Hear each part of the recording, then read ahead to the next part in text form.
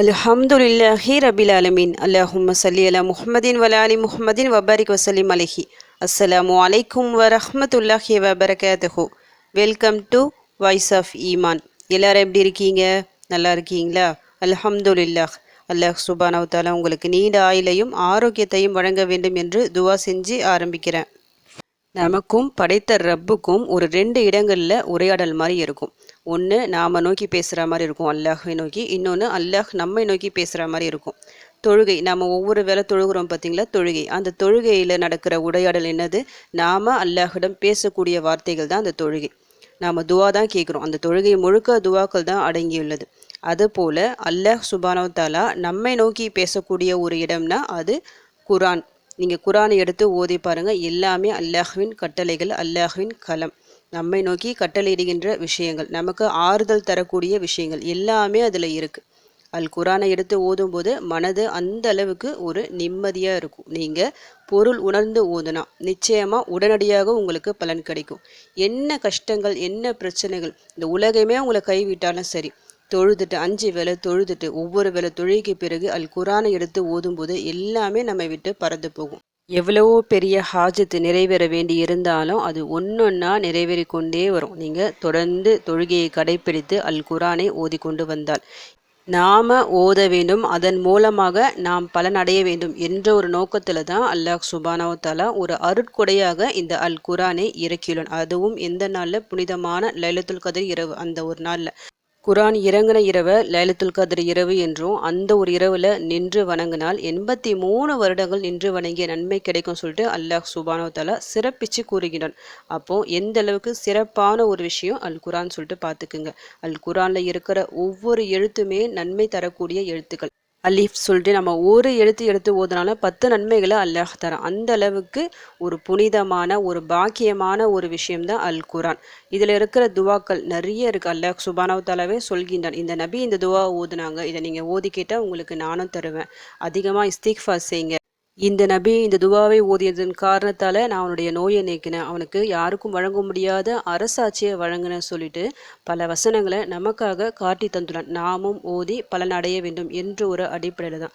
அதனால் குரானை எடுத்து நீங்கள் ஓதி பாருங்கள். இன்ஷா அல்லாஹ் எல்லா வழிகளும் அதில் இருக்குது. குரானில் இருக்கிற எல்லா சூறாக்களுமே சிறப்பு வாய்ந்த சூறாக்கள் தான். அதுலேயும் சில குறிப்பிட்ட சூறாக்கள் சிறப்பு வாய்ந்ததாக, அதிக சிறப்பு வாய்ந்ததாக இருக்கின்றது.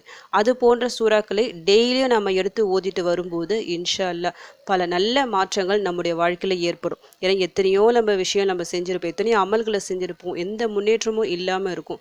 அந்த மாதிரி சமயங்களில் இது போன்ற சிறப்பான துவாக்களை, சூறாக்களை எடுத்து ஓதிட்டு வரும்போது, அதுவும் டெய்லி ஓதிட்டு வரும்போது நம்ப முடியாத அதிசயங்கள் நம்முடைய வாழ்க்கையிலும் நிகழும். அப்படியே உங்கள் வாழ்க்கையில் பல அதிசயங்களை, பல மாற்றங்களை, பல பொக்கிஷங்களை தரக்கூடிய அழகான ஒரு சூறாவை தான் இன்றைக்கி நான் சொல்ல போகிறேன். ரொம்ப சின்ன ஒரு சூறா இது.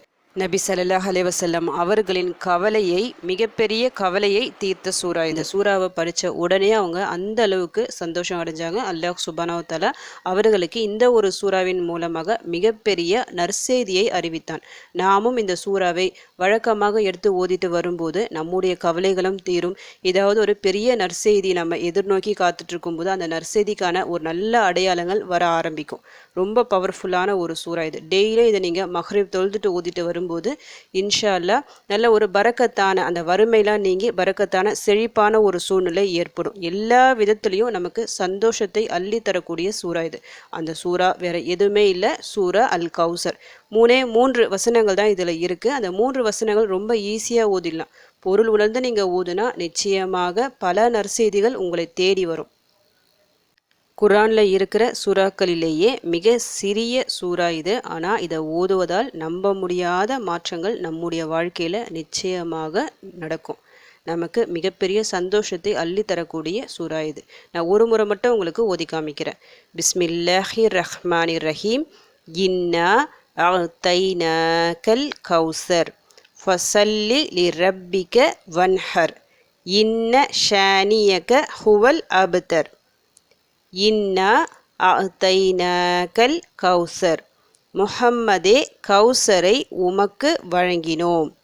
ஃபஸல்லி லிரப்பிக வன்ஹர். எனவே உமது இறைவனை தொழுது அவனுக்காக அறுப்பீராக. இன்ன ஷானியக ஹுவல் அபுதர், உமது எதிரிதான் சந்ததியற்றவன். மூன்று வசனங்கள் தான். ஆனால் இந்த வசனங்களில் முதல் வசனத்தில் அல்லாஹ் பெரிய ஒரு நற்செய்தியை முகமது நபி ஸல்லல்லாஹு அலைஹி வஸல்லம் அவர்களுக்கு வழங்கியுள்ளான். அதாவது அல் கௌசர் சொல்லிட்டு ஒரு தடாகம் இருக்கும். கியாமத் நாளில், மறுமை நாளில் அது நமக்கு கிடைக்கும். அது யாரோட கண்ட்ரோலில் இருக்கும்? முகமது நபி ஸல்லல்லாஹு அலைஹி வஸல்லம் அவர்களின் கண்ட்ரோலில் தான் இருக்கும். அந்த தடாகத்தில் இருக்கிற நீர் எப்படி இருக்கும்னா, பாலை விட வெண்மையானதாக இருக்குமா, தேனை விட அதிக சுவையுடையதாக, ரொம்ப டேஸ்டானதாக இருக்குமா. ஒரு முறை அதில் நம்ம நீர் அருந்துனா நமக்கு மறுபடியும் தாகம் ஏற்படாதான். நாளை மறுமை நாளில் பயங்கரமாக தாகமாக இருக்கும். அவ்வளோ சீக்கிரம் தண்ணி கிடைக்காது.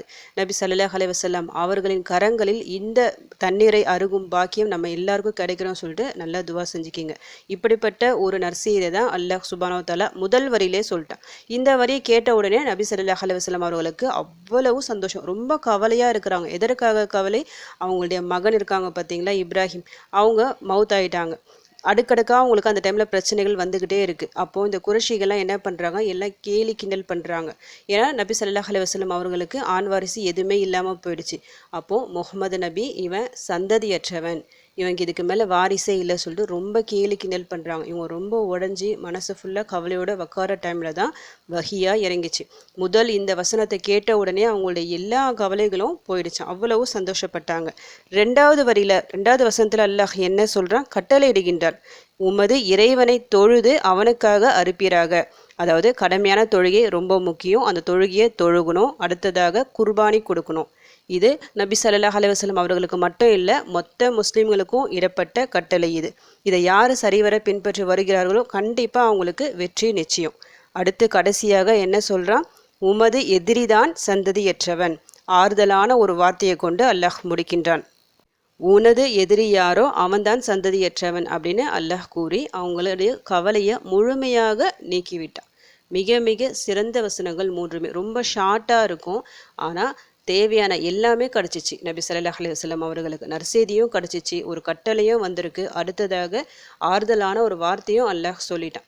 இப்போது இந்த ஒரு 3 வரிகளை நபி ஸல்லல்லாஹு அலைஹி வஸல்லம் அவர்கள் ஓதி அவங்க கவலை மட்டும் தான் தீருமா அப்படி கேட்டால் நம்ம எல்லாருக்குமே இது பொருந்தும். ஏன்னா அல் குரானில் இருக்கிற ஒவ்வொரு வார்த்தைகளும் மொத்த மோமின்களுக்கான வார்த்தைகள்.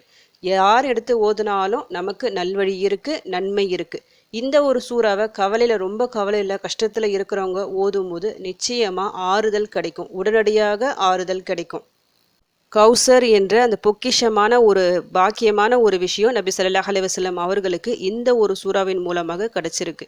இதை நாம் எடுத்து ஓதும் போது நம்முடைய வாழ்க்கையிலும் பல பொக்கிஷங்கள், பல நற்செய்திகள் நம்மை தேடி வரும். இறைவனை முழுமையாக நம்பி நம்ம ஓதும்போது.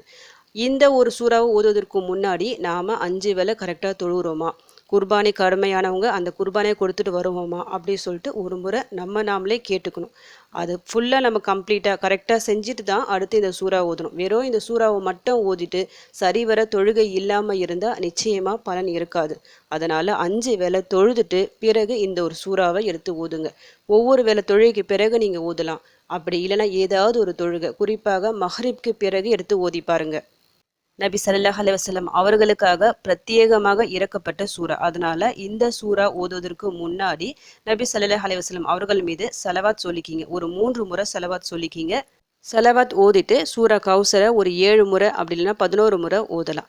ஓதி முடிச்சுட்டு மறுபடியும் ஸலவாத் ஒரு 3 முறை ஓதிக்கிங்க. ஓதிட்டு நல்லா துவா செய்யுங்க.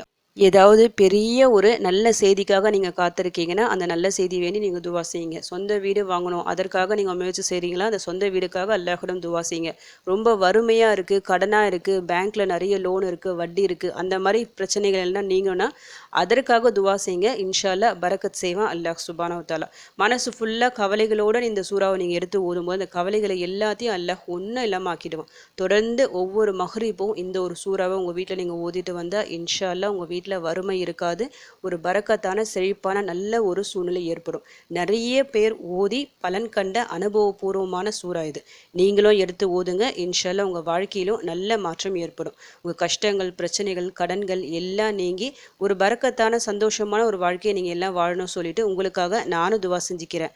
எனக்காகவும் என் குடும்பத்திற்காகவும் நீங்களும் துவா செஞ்சுக்கிங்க. அல்ஹம்துலில்லாஹ். இந்த வீடியோ உங்கள் எல்லாருக்கும் யூஸ்ஃபுல்லாக இருந்துக்கும்னு நினைக்கிறேன். நீங்கள் தெரிஞ்ச இந்த விஷயத்தை மற்றவங்களுக்கும் எத்தி வைங்க. இதன் இதன் மூலம் அவர்களும் பலனடையலாம்.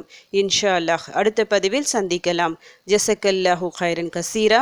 அஸ்ஸலாமு அலைக்கும் வரஹ்மத்துல்லாஹி வபரகாத்துஹு.